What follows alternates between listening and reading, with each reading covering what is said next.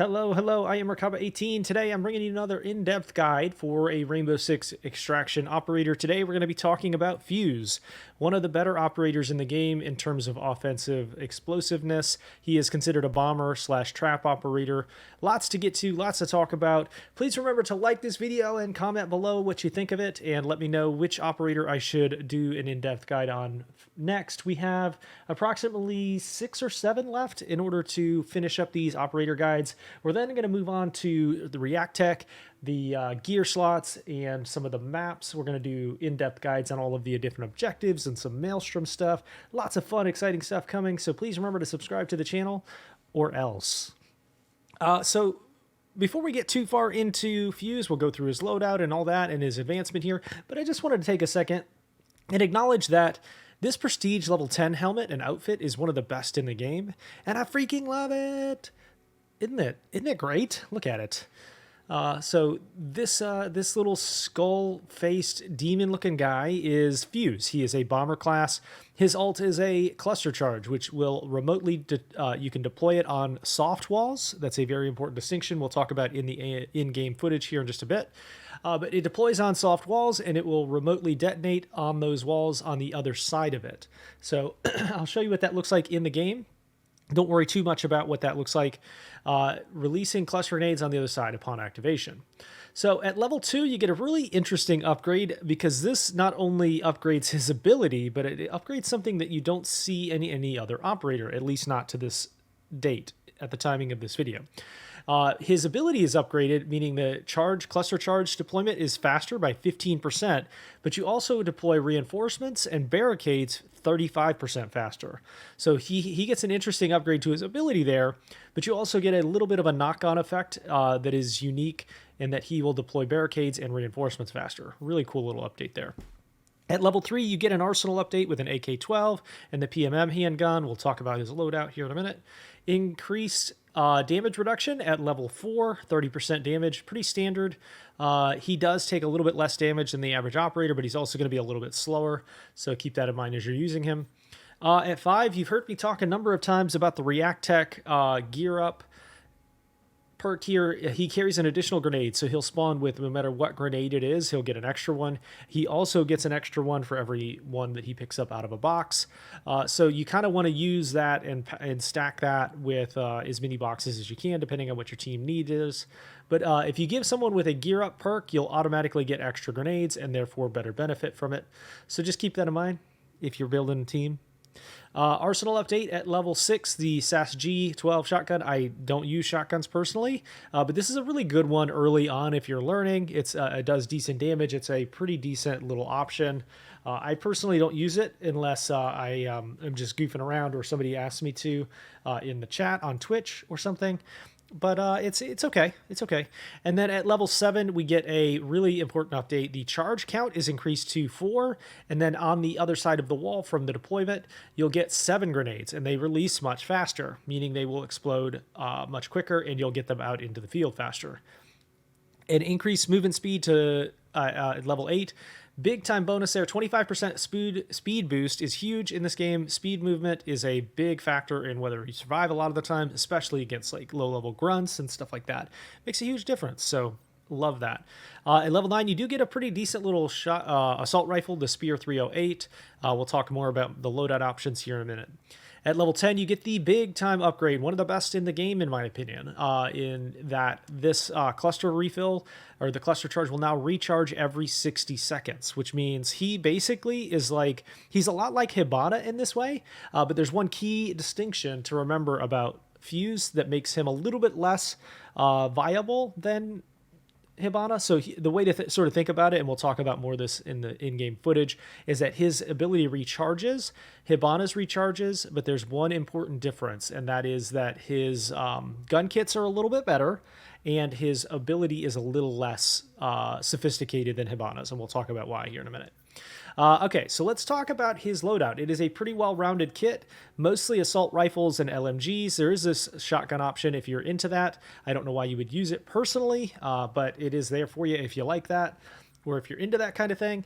I tend to default to the big LMG here. The one thing to keep in mind is it does have a little bit slower fire rate, does a little bit more damage than the average gun. The fire rate's pretty slow, but it packs a punch, and it's got high capacity. The thing with this one, just like with Finca, is that the reload speed is quite slow. So you're going to want to remember that as you're in danger, or if you're needing specific back off, reload, come back in. That kind of specific reload speed needs to be accounted for. Okay. At the secondary level, I think this one is probably his third best gun, in my opinion. The AK-12 is a decent assault rifle if you don't want to deal with that long reload speed. It's got a pretty decent fire rate, pretty comparable damage, higher fire rate, lower mag, obviously, but that is also accounted for by some higher recoil, and he is going to probably shed more bullets and need to reload more often this way, but it also reloads faster. So just keep that in mind. As I said, I don't use the shotguns very much. It's probably his worst gun in my opinion, but it's there for you if you love it. The Spear 308 is an interesting gun. It does have a decent recoil pattern. It feels kind of punchy. It does a decent amount of damage for a moderate fire rate. The capacity is comparable to the AK.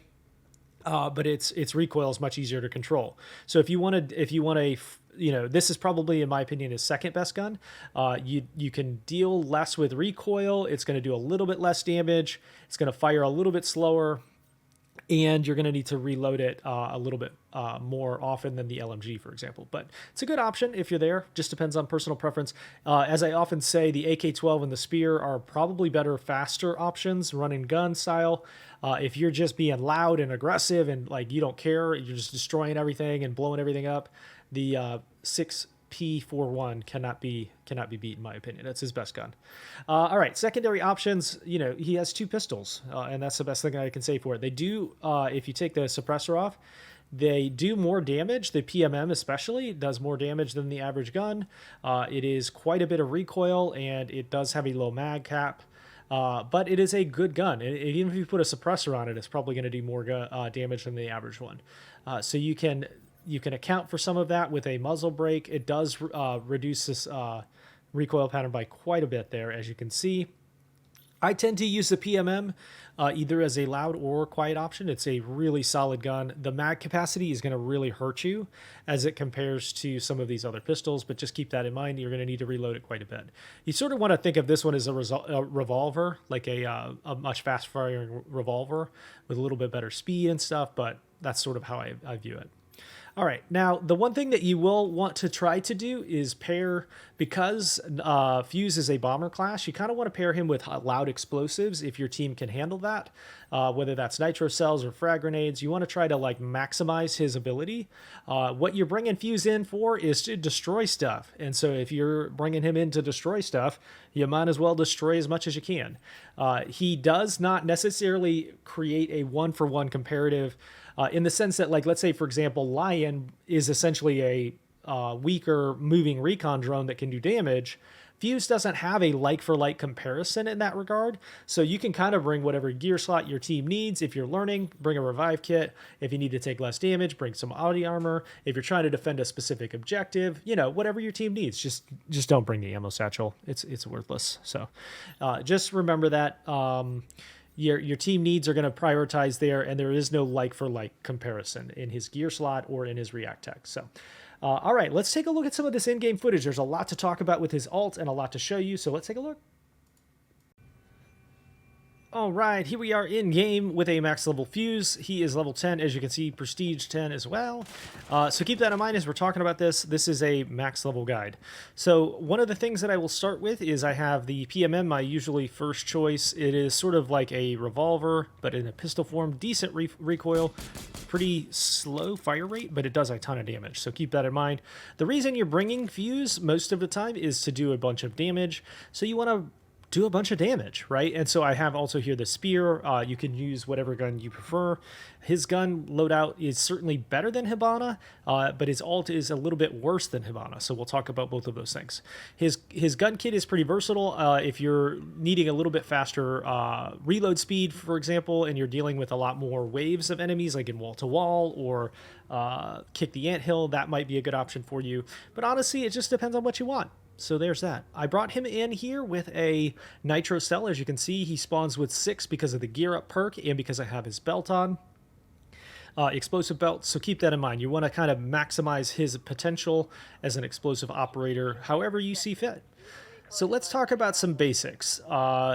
You hit R1 and you will see here that he has a cluster charge in his hands. Now, the very important point to make here, and the thing to keep in mind as we talk about this, is that he has to deploy this on a soft wall. He can't just, hold this and explode it or deploy it the same way the Hibana is. So the need to attach this to a wall is what essentially separates him from Hibana. Hibana's ability can go anywhere as long as you can shoot it. She can deploy it. This specific ult has to be attached to a soft target. So what is considered a soft target? That is not considered a soft target. I can't deploy that there. These hard walls here are not considered soft targets. You can't put them there as it says unbreakable surface. These doors, however, are considered soft targets, so you can deploy it there. One other thing I will mention here real quick as we barricade is that at max level, or even I think at level 2, he gets a faster deploy on these barricades. So these will go 15% faster. And then these will also, the reinforcements will deploy faster. So you're going to be able to put these up much faster than your team will. Little nice side effect there. Now these are also considered soft targets because they're reinforcements. So you can deploy this here. You pull the pin, and as you can see, it is attached to that wall. Now, one thing to keep in mind is that if you have one deployed, you can't deploy another one until you've detonated one of them. So I go boom there, and I kind of want to show you what this looks like on the other side. So look, as you can see, on one side is a barricade. We're going to go ahead and deploy one right here, and I want to show you what it looks like. On the other side of it, there is a limited range to it, but it basically deploys 7 grenades that are affected by walls. So like, for example, it will bounce off of those and be limited by that.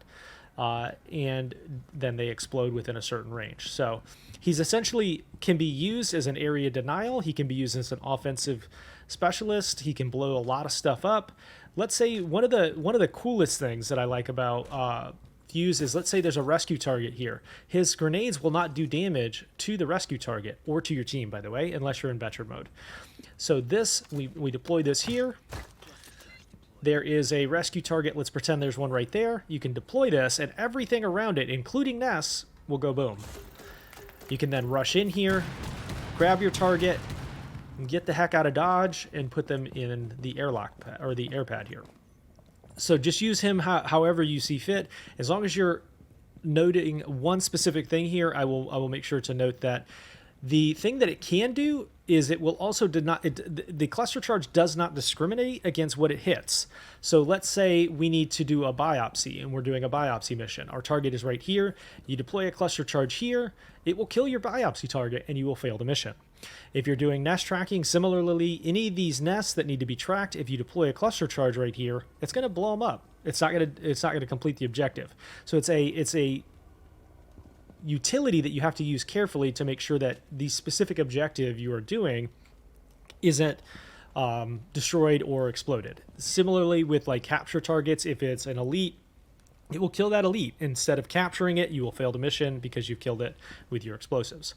One other important point here I will make is that the cluster charge will aggravate enemies, but it will not alert enemies. So like, let's say, for example, let's deploy this here. You can kind of see there's some stuff on the other side here. If I blow this up, it will either kill them or draw their attention to whatever just went boom over here.